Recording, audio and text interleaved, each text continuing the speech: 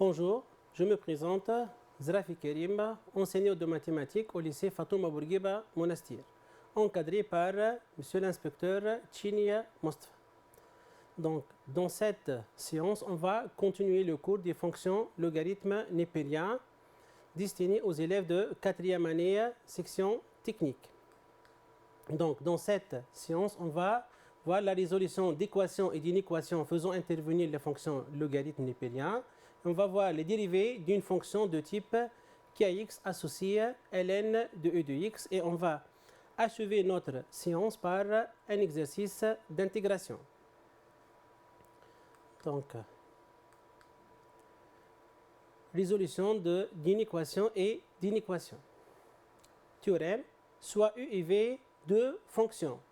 Donc, l'équation ln de u de x égale ln de v de x, c'est équivaut à dire u de x strictement positif, v de x strictement positif et u de x égale v de x. L'inéquation ln de u de x est supérieure ou égale à ln de v de x, c'est équivaut à u de x strictement positif, v de x strictement positif et u de x supérieur ou égal à v de x. Donc, passons à une application. Donc, résoudre dans R chacune des équations suivantes. A, l'équation 2 moins ln de x égale à 0. La deuxième équation, ln de 5 moins x égale à 0. La troisième, l'équation E, ln carré de x moins 3 ln de x plus 2 égale à 0. Donc, passons à la correction. Donc, l'équation 2 moins ln de x égale à 0, c'est équivalent à dire x strictement positif et ln de x égale à 2. Mais rappelez-vous bien que ln de exponentielle n, ce n'est rien d'autre que n pour tout n entier relatif. Donc, 2, c'est égal à ln de exponentielle 2. Donc, notre système sera équivalent à x strictement positif et ln de x égale ln de exponentielle 2. Et ça, c'est équivalent à dire que x strictement positif et ln de a égale ln de b. On vient de voir que c'est équivalent à dire que a égale à b. Donc, x égale exponentielle 2. D'où S dans R, c'est égal exponentielle 2. Deuxième équation, ln de 5 moins x égale à 0, c'est équivalent à dire 5 moins x strictement positif et ln de 5 moins x c'est égal à ln de 1. Quand vous vous rappelez que ln de 1 c'est égal à 0. Mais ça c'est équivalent à dire 5 moins x strictement positif, c'est équivalent à dire que x appartient à l'intervalle moins l'infini 5 et ln de a égale ln de b, c'est équivalent à dire que a égale à b, donc on aura alors 5 moins x c'est égal à 1. Et ça c'est équivalent à dire x appartient à moins l'infini 5 et x égale à 4. Et comme 4 est un réel de l'intervalle moins l'infini 5, donc S dans R, c'est égal à 4. La troisième équation, l'équation E, ln carré de x moins 3 ln de x plus 2 égale à 0. Donc, notre équation est définie pour tout réel x strictement positif, pour que la quantité ln de x a un sens. En posant t égale ln de x, donc l'équation E sera équivalente à t au carré moins 3t plus 2 égale à 0. C'est une équation de second degré, simple à résoudre. On aura alors t égale à 1 ou t égale à 2. Mais comme on a supposé que t égale ln de x, donc ça c'est équivalent à dire que ln de x égale à 1 ou ln de x égale à 2. Mais on se rappelle aussi que ln de exponentielle n c'est égal à n. Donc ça, c'est équivalent à dire que x égale e ou x égale exponentielle 2.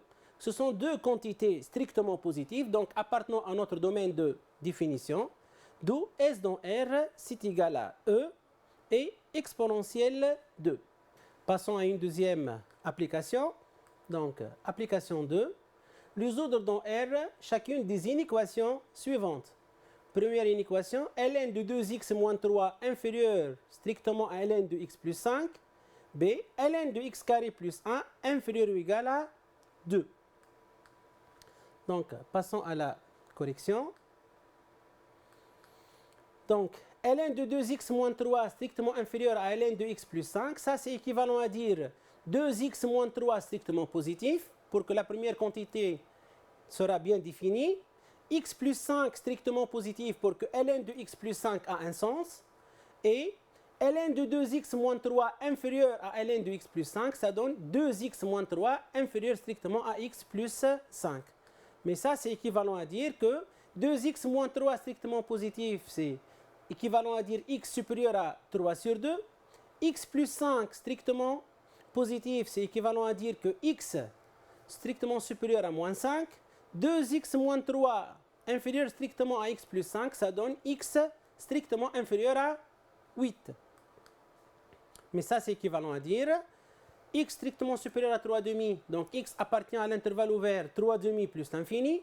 X strictement supérieur à moins 5, c'est équivalent à dire x appartient à l'ouvert moins 5 plus l'infini. Et x strictement inférieur à 8, c'est équivalent à dire que x appartient à l'intervalle moins l'infini 8.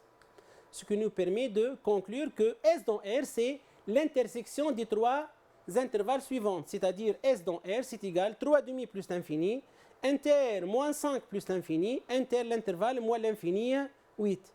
Que n'est rien d'autre que 3,5, 8. Passons à la deuxième inéquation.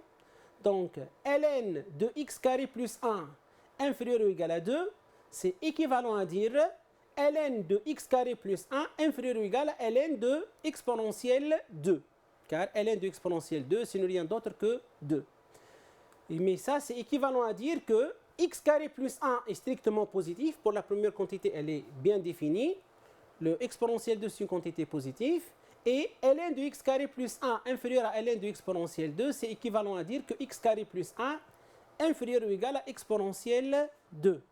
Mais vous remarquez bien ici que le x carré plus 1 est toujours strictement positif pour tout réel. Donc ce qui nous permet, ça c'est équivalent à dire que x carré c'est inférieur ou égal à exponentielle 2 moins 1. Mais ça c'est équivalent à dire que x est compris entre moins racine de exponentielle 2 moins 1 et racine de exponentielle 2 moins 1. D'où S dans R, c'est l'intervalle fermé, moins racine de exponentielle 2 moins 1, racine de exponentielle 2 moins 1. Donc, passons à une autre paragraphe. Donc, on va voir les dérivés d'une fonction de type Kx associe ln de u de x. Pour ça, on a le théorème suivant. Donc, si u est une fonction dérivable sur une partie d de R, et telle que, quel que soit x appartient à d, u de x strictement positif, pour que la quantité ln de u de x soit définie, alors la fonction f est définie sur d par f de x égale ln de u de x est dérivable sur d, et on a, pour tout x appartenant à d, f' de x, c'est égal u' de x sur u de x. Conséquence de ce théorème, donc si u est une fonction dérivable sur une partie d de R, et telle que quel que soit x appartient à d, u de x soit différent de 0, alors la fonction f définie sur d par f de x égale ln de valeur absolue de u de x est dérivable sur d. Ici, vu que u de x est différent de 0, et comme on parle de la valeur absolue de u de x, donc c'est une quantité strictement positive. Et par la suite, notre fonction f est bien définie sur d. Et on a, pour tout x appartient à d, f' de x, c'est égal u' de x sur u de x. Donc, passons à une application. Donc, application 3. Déterminer l'ensemble D sur lequel la fonction f est dérivable et calculer f' de x pour tout x appartenant à D. La première fonction f de x égale ln de 2x plus 6. La deuxième, f de x égale ln de valeur absolue de 2x plus 6. La troisième, f de x égale ln de x. Passons à la correction. Donc, première fonction f de x égale ln de 2x plus 6. C'est de la forme ln de u de x avec u de x égale 2x plus 6. On a la fonction qui a x associe 2x plus 6 est dérivable sur e, c'est une fonction polynôme, et elle est strictement positive pour tout x appartenant à l'intervalle moins 3 plus l'infini. Donc les deux conditions, être dérivable et strictement positif, sont vérifiées sur l'intervalle moins 3 plus l'infini. Ce qui nous permet de conclure que f est dérivable sur l'intervalle moins 3 plus l'infini, c'est-à-dire le domaine de définition et la quantité ou le domaine où 2x plus 6 est strictement positif. Donc on aura alors f est dérivable sur l'intervalle moins 3 plus l'infini. Appliquons donc le théorème. Pour tout x appartenant à l'intervalle moins 3 plus l'infini, on a f' de x égale la dérivée de 2x plus 6 c'est égal à 2 sur 2x plus 6. Une simplification par 2, donc ça donne que f' de x c'est égal à 1 sur x plus 3.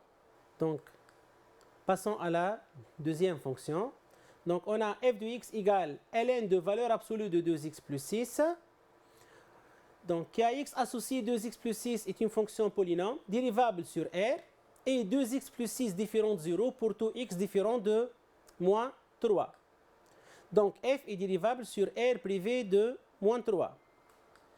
Et pour tout x de R privé de moins 3, on a f' de x égale dérivée de 2x plus 6 est égal à 2 sur 2x plus 6, qui n'est rien d'autre que 1 sur x plus 3. Donc, passons à la troisième fonction. Donc, f de x égale ln de x. Donc, ici, la fonction u, c'est kx associe ln de x. Cette fonction est dérivable sur 0 plus l'infini. Et ln de x, on a vu que dans l'autre séance que ln de x est strictement positif pour tout x supérieur à 1. Donc, f est dérivable sur l'intervalle ouvert 1 plus l'infini. Et pour tout x appartenant à 1 plus l'infini, on a f' de x égale la dérivée de ln de x est égale à 1 sur x sur ln de x, qui est égal à 1 sur x ln de x. Passons maintenant à la primitive. Donc, théorème. Si i est une fonction dérivable sur un intervalle i de R, et tel que quel que soit x appartenant à i, u de x est différent de 0, alors les primitives de la fonction de la forme qui a x associe u' de x sur u de x sont les fonctions grand F définies sur i par grand F de x égale ln de valeur absolue de u de x plus c, où c est une constante réelle. Donc, passons à une application. Montrer que chacune des fonctions suivantes admet une fonction primitive sur l'intervalle i et donner la primitive grand F de petit f sur i qui s'annule en a. Première fonction, f qui a x associe 2x plus 1 sur x carré plus x plus 1 sur l'intervalle R et a égale à 0, c'est-à-dire grand F de 0 égale à 0. B, f qui a x associe x sur x plus 1. Troisième fonction qui a x associe 1 sur x ln de x. Donc, passons à la correction.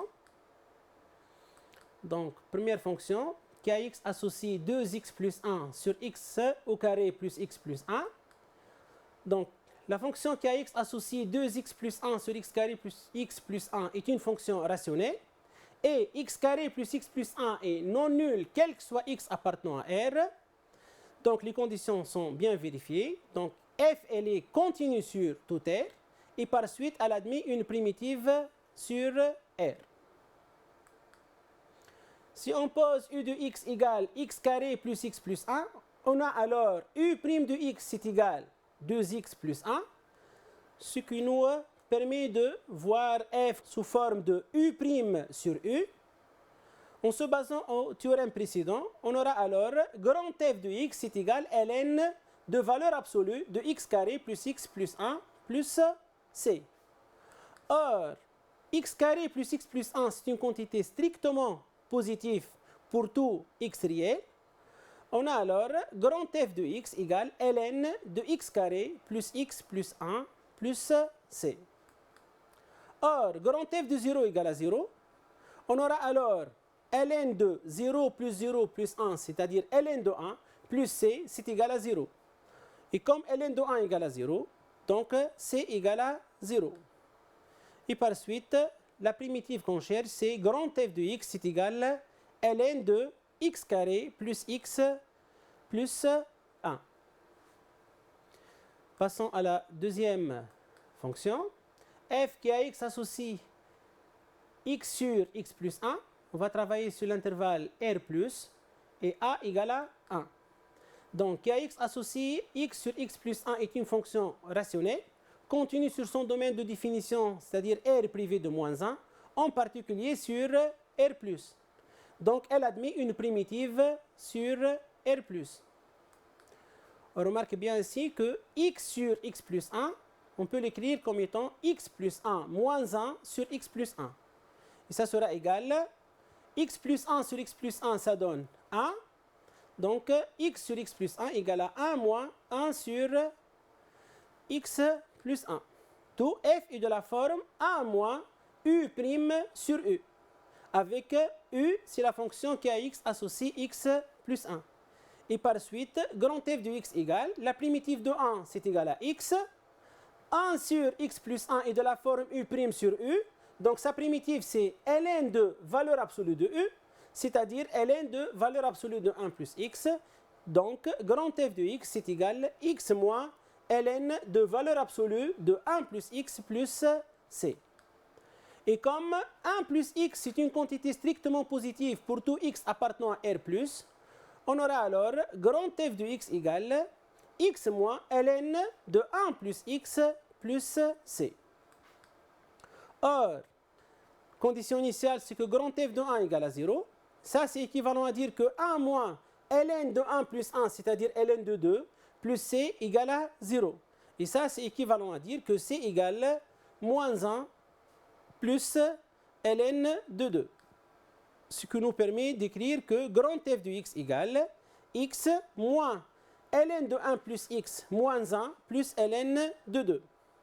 Ici, on a x moins 1. Et ln de 2 moins ln de 1 plus x, vous vous rappelez que ln de a moins ln de b, ce n'est rien d'autre que ln de a sur b. Donc, ln de 2 moins ln de 1 plus x, c'est égal à ln de 2 sur 1 plus x. D'où grand f de x, c'est égal à x moins 1 plus ln de 2 sur 1 plus x. Donc, passons à la troisième fonction. F qui a x associe 1 sur x ln de x. On va travailler sur l'intervalle i égale à 1 plus l'infini. Donc, qui a x associe x ln de x est une fonction continue et non nulle sur l'ouvert 1 plus l'infini, car vous vous rappelez que ln de x s'annule en 1 et nous on travaille sur l'ouvert 1 plus l'infini. Donc, f c'est une fonction bien continue sur l'intervalle 1 plus l'infini. F, elle est continue, donc nécessairement, elle admet une primitive sur l'intervalle 1 plus l'infini. On a aussi 1 sur x ln de x, c'est égal à 1 sur x sur ln de x. Car vous vous rappelez que a sur b sur c, ce n'est rien d'autre que a sur b fois c. D'où f est de la forme u' sur u, avec u et la fonction ln. Car on a ln de x, sa dérivée c'est 1 sur x. Donc f est de la forme u' sur u. En se basant au théorème précédent, on aura alors grand f de x c'est égal à ln de valeur absolue de ln de x plus c. Et comme ln de x est strictement positif pour tout x supérieur à 1, donc grand f de x c'est égal à ln de x plus c. Or, grand f de e, c'est égal à 0. Ça, c'est équivalent à dire ln de e plus c égale à 0. Mais vous vous rappelez que ln de e, c'est égal à 1. Et ln de 1 égale à 0. Donc, cette quantité, c'est égal à 0. Donc, c, c'est égal à 0. Donc, la primitive qu'on cherche, c'est grand f de x égale ln de x. Passons alors à un exercice d'intégration. Donc, grand 1, soit j'ai la fonction définie sur 0 plus l'infini par g de x égale 1 plus x plus ln de x. Première question, on va dresser le tableau de variation de g. On va montrer que l'équation g de x égale à 0 admet une unique solution alpha appartenant à l'intervalle 0 plus l'infini et que alpha est compris entre 0,27 et 0,28. B, on déduit le signe de g de x. Partie 2 de notre exercice, on considère la fonction f définie sur 0 plus l'infini par f de x égale x ln de x sur x plus 1 si x strictement positif et f de x égale à 0 si x égale à 0. Et on désigne par CF sa courbe représentative dans un repère autonormé OIJ. Première question, on va étudier la dérivabilité de f à droite en 0 et on va interpréter graphiquement le résultat. Deuxièmement, on va calculer la limite lorsque x tend vers plus l'infini de f de x et la limite lorsque x tend vers plus l'infini de f de x sur x et on va interpréter graphiquement le résultat. B, vérifier que f de alpha égale moins alpha. Troisièmement A, montrer que pour tout x de l'intervalle 0 plus l'infini, on a f' de x égale g de x sur x plus 1 au carré. B, dresser le tableau de variation de f. Quatrièmement A, déterminer l'intersection de la courbe de f avec l'axe des abscisses. Et enfin, on va tracer la courbe de f. Passons alors à la correction. Question 1, on va dresser le tableau de variation de g. Pour ça, on va calculer la dérivée de notre fonction. Donc la fonction g est dérivable sur 0 plus l'infini, comme somme de deux fonctions dérivables, qui a x associé 1 plus x est dérivable sur tout r, en particulier sur 0 plus l'infini. La fonction qui a x associé ln de x est dérivable sur 0 plus l'infini. Donc, g est dérivable sur 0 plus l'infini et on a g' de x égale, dérivée de 1 c'est 0, dérivée de x c'est égal à 1 et dérivée de ln de x c'est égal à 1 sur x. Donc, g' est strictement positif pour tout x appartenant à l'intervalle 0 plus l'infini. Et on a limite en 0 plus de g de x, c'est égal limite en 0 plus de 1 plus x plus ln de x. 1 plus x ça tend vers 1, ln de x en 0 plus ça tend vers moins l'infini, donc la somme ça donne moins l'infini. Limite en plus l'infini de g de x, c'est limite en plus l'infini de 1 plus x plus ln de x. 1 plus x ça tend vers plus l'infini en plus l'infini, ln de x ça tend vers plus l'infini en plus l'infini, donc la somme ça donne plus l'infini. Ce qui nous permet de donner le tableau de variation de notre fonction. Donc g est bien défini sur l'ouvert 0 plus l'infini. G' de x, on vient de voir que c'est une quantité strictement positive. Donc g, elle est strictement croissante et ça croît de moins l'infini vers plus l'infini.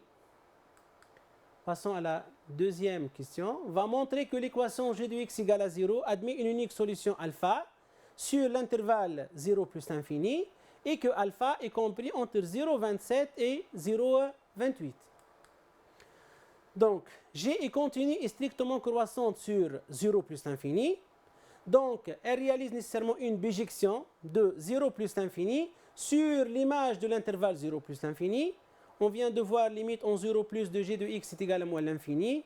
Limite en plus l'infini de g de x est égal à plus l'infini. Donc, g de l'intervalle 0 plus l'infini, c'est égal à e. Or, 0 appartient à e, c'est-à-dire dans l'ensemble d'arrivées. Donc, il existe nécessairement un réel alpha appartenant à l'ensemble de départ qui est égal à 0 plus l'infini, tel que g de alpha égale à 0. Et comme g de 0,27 est à peu près égal à moins 0,03 et g de 0,28 est à peu près égal à 0,007, le produit est strictement négatif. D'après donc le théorème des valeurs intermédiaires, alpha est compris entre 0,27 et 0,28. Question B, on va déduire le signe de g de x. On a g est strictement croissante sur 0 plus l'infini et on vient de montrer l'existence d'un réel alpha tel que g de alpha égale à 0. Donc si x entre 0 et alpha, alors g de x est inférieur à g de alpha, donc g de x est strictement négatif. Et pour x supérieur à alpha, alors g de x est supérieur à g de alpha égale à 0, donc g de x est strictement positif. Si on récapitule, g de x, donc, elle est négative sur l'intervalle 0 alpha et positive sur l'intervalle alpha plus l'infini. Donc, passons à la deuxième partie. Donc, on va étudier la dérivabilité de f à droite en 0 et on va interpréter graphiquement le résultat. Donc, la limite lorsque x tend vers 0 plus de f de x moins f de 0 sur x moins 0, c'est égal limite en 0 plus de x ln de x sur x plus 1 sur x. Mais on sait que limite en 0 plus de x ln de x, ça donne 0. Et ici, ça donne 0. Donc, le quotient, c'est une forme indéterminée.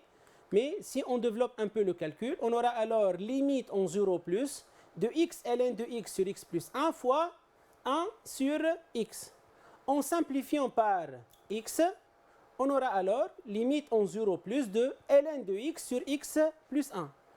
Comme la limite en 0 plus de ln de x, ça donne moins l'infini, et limite en 0 plus de x plus 1 égale à 1, donc le quotient, ça donne comme limite moins l'infini. Donc f n'est pas dérivable à droite en 0, et CF admet à droite au point O une demi-tangente verticale. Le point O ici, car on est pour x égale à 0 et l'image de 0, ça donne 0. Question 2.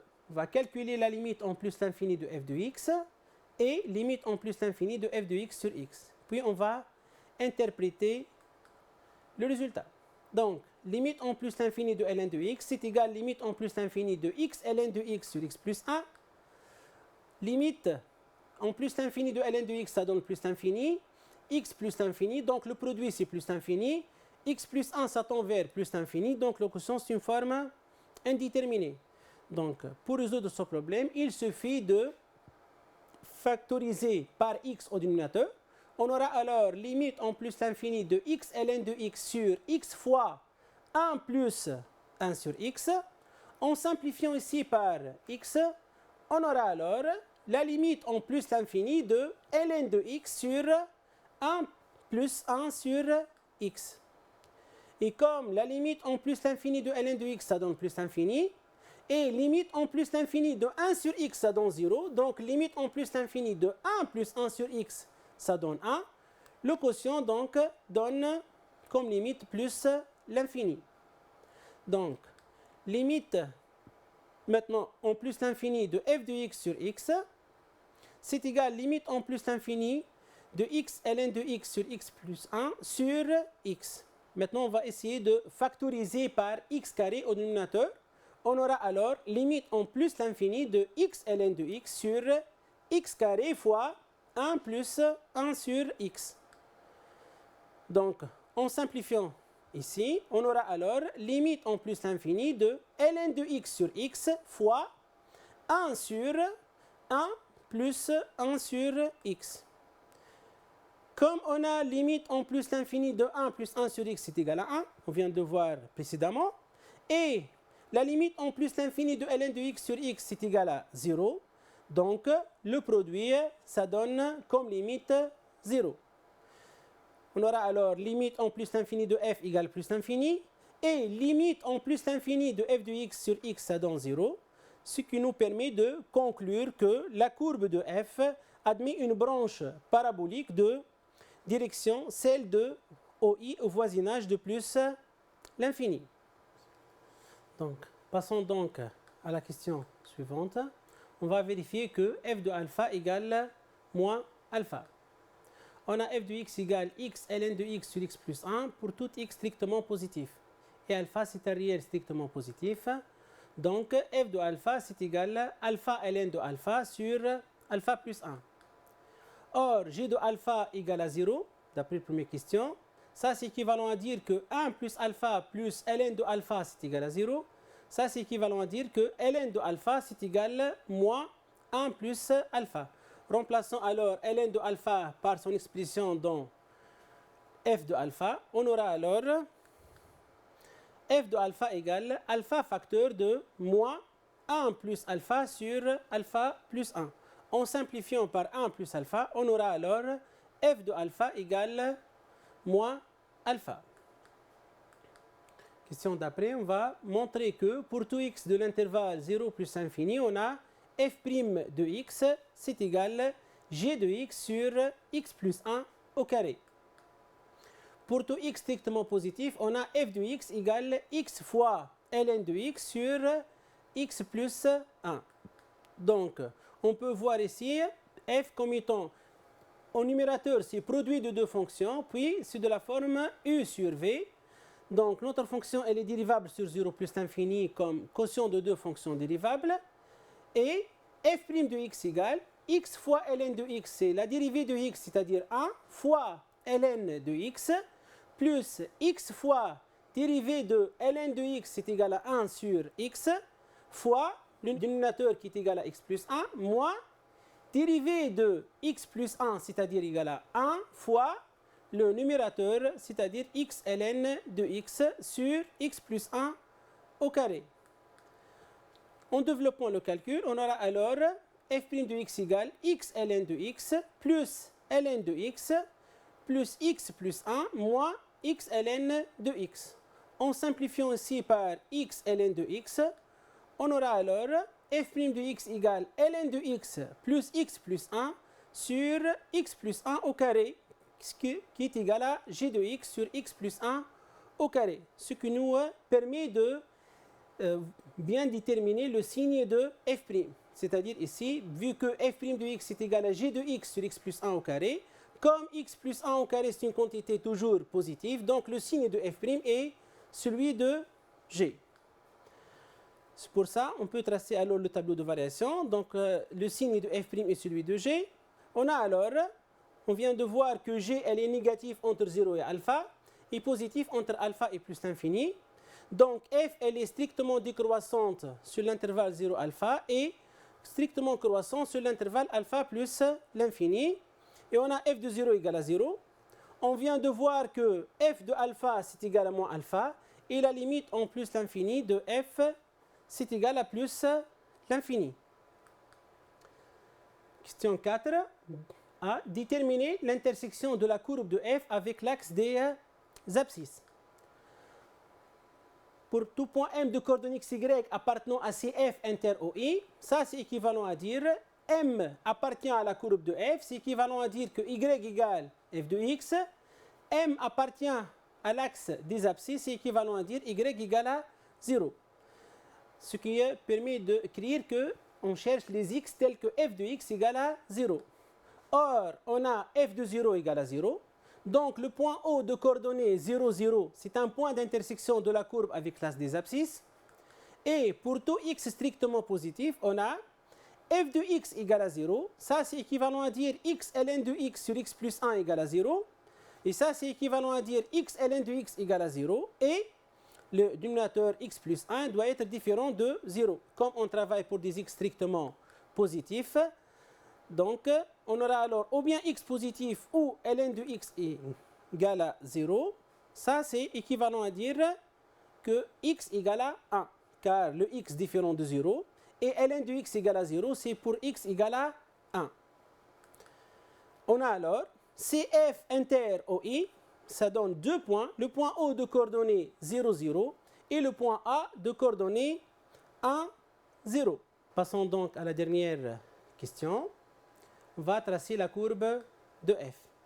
Donc, comme on a vu précédemment, donc f n'est pas dérivable à droite en 0 et sa limite c'est égal à l'infini. Donc, la courbe de f admet à droite au point O de coordonnées 0, 0 une demi-tangente verticale dirigée vers le bas et la fonction dérivée s'annule en alpha. Donc, la courbe de f admet une tangente horizontale au point de coordonnées alpha f de alpha qui est égal à moins alpha.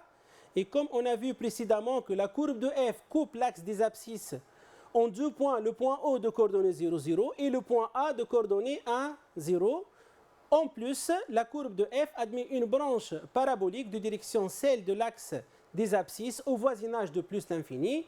Donc, on voit bien notre courbe, elle est décroissante sur l'intervalle 0 alpha, puis elle est croissante. Merci pour votre attention et à bientôt.